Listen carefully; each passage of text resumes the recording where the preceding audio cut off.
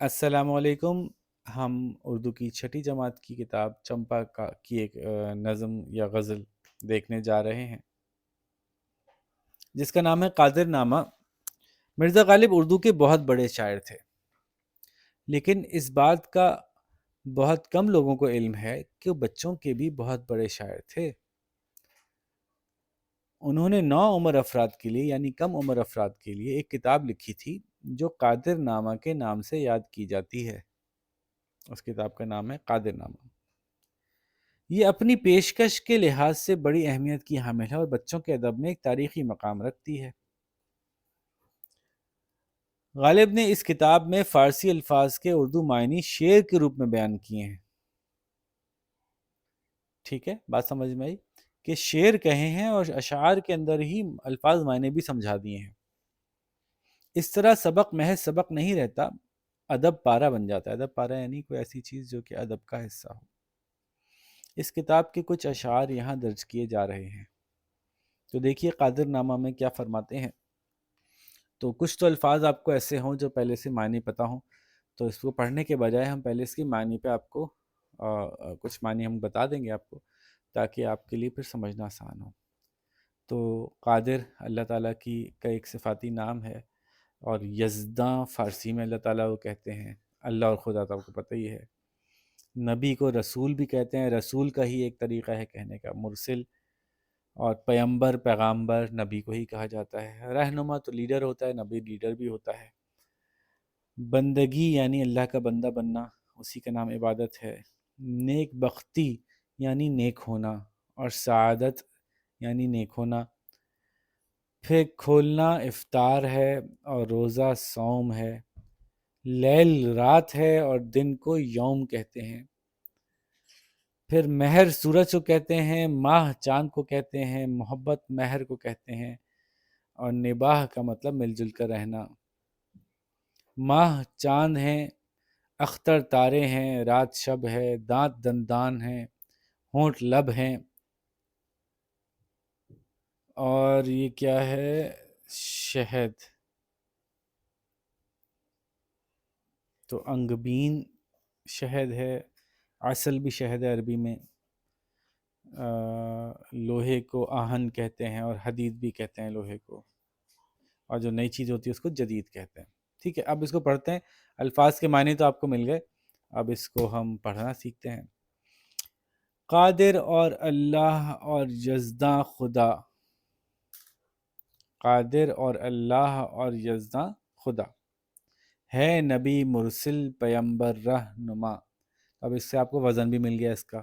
قادر اور اللہ اور یزداں خدا ہے نبی مرسل پیمبر رہنما، یعنی سب نبی کے ہی نام ہیں، نبی کو بلانے کے لیے سب الفاظ استعمال ہوتے ہیں۔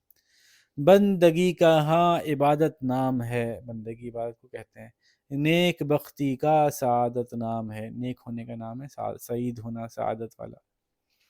کھولنا افطار ہے اور روزہ صوم، لیل یعنی رات، دن اور روز یوم، لیل رات اور دن اور روز یوم۔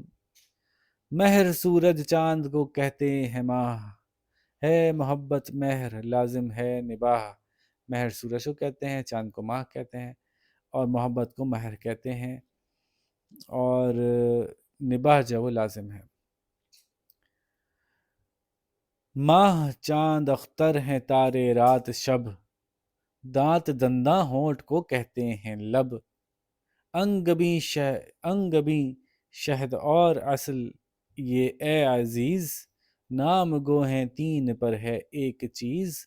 لوہے کو کہتے ہیں آہن اور حدید، جو نئی ہو چیز اسے کہیے جدید۔ تو یوں قادر نامہ سے کچھ حصہ انہوں نے نکال کے ہمیں دیا جو الفاظ معنی غالب نے ہمارے لیے نکالے تھے۔ ٹھیک ہے جی۔ اس کے علاوہ اسی میں آپ دیکھیے گا کہ نظم لکھنے کے طریقوں میں سب سے مقبول قسم غزل ہے۔ عموماً یہ بڑوں کے جذبات اور احساسات بیان کرنے کے لیے استعمال کی جاتی ہے، لیکن غالب نے اس کو ظرافت یعنی مزاح اور شوخی کا رنگ دے کر بچوں کے لائق بھی بنا ڈالا۔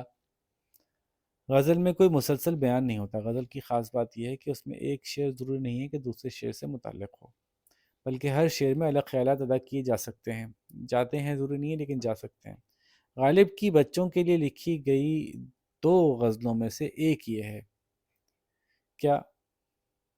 شعر پڑھنے سے کچھ حاصل نہیں، مانتا لیکن ہمارا دل نہیں۔ شعر کے پڑھنے سے کچھ حاصل نہیں، مانتا لیکن ہمارا دل نہیں۔ آسان ہے نا، دیکھیں بچوں کے حساب سے لکھی ہے، ورنہ غالب کے اشعار سمجھنا تو بڑی مشکل بات ہوتی تھی۔ شعر کے پڑھنے سے کچھ حاصل نہیں، مانتا لیکن ہمارا دل نہیں، یعنی شعر پڑھنا، شاعری کرنا، اس سے کیا فائدہ ہوا، زندگی میں کچھ حاصل نہیں ہوا، لیکن ہمارا دل نہیں مان رہا۔ علم ہی سے قدر ہے انسان کی، ہے وہی انسان جو جاہل نہیں۔ تو آسان بات ہے، سمجھ میں بھی آ گئی۔ کیا کہیں کھائی ہے حافظ جی کی مار، کیا کہیں کھائی ہے حافظ جی کی مار، کہیں کیا کہیں کھائی ہے حافظ جی کی مار، آج ہنستے آپ جو کھل کھل نہیں، یعنی آپ جو کھل کے ہنس نہیں رہے، کہیں آپ کی پٹائی تو نہیں ہوئی آج؟ بچوں سے پوچھ رہے ہیں، حافظ جی سے پڑھتے ہوئے پٹ جاتے تھے بچے کبھی کبھی۔ کس طرح پڑھتے ہو رک رک کر سبق، ایسے پڑھنے کا تو میں قائل نہیں، جس نے قادر نامہ سارا پڑھ لیا، اس کو آمد نامہ کچھ مشکل نہیں، اس کو پھر آگے مزید پڑھنا کچھ مشکل نہیں ہوتا، جس نے ایک دفعہ ان کا لکھا ہوا قادر نامہ پڑھ لیا، ان کا خیال ہے۔ تو جی دیکھیے، اس میں ہم نے آج 2 غالب کے کام دیکھے، ایک قادر نامہ میں سے کچھ حصہ نکال کے دیکھا، اور ایک جو ہے وہ ہم نے ان کی غزل دیکھی جو انہوں نے بچوں کے لیے کہی تھی۔ تو مرزا غالب کی یہ غزلیں آپ پڑھ کے سنائیے، دیکھیں کہ آپ کتنا اچھا سنا سکتے ہیں۔ اپنا خیال رکھیے، اللہ حافظ۔